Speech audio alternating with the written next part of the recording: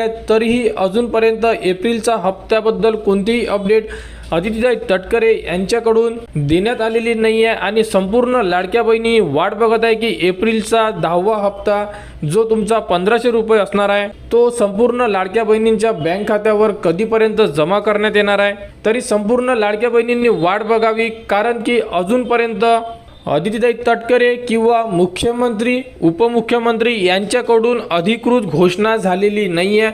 कारण हप्ता वितरित करण्याच्या अगोदर सरकारकडून त्याबद्दलची अधिकृत घोषणा केली जाते आणि त्यानंतरच तुमचा जो हप्ता असणार आहे तो तुमच्या आधार संलग्न बँक खात्यावर पाठवण्यात येते।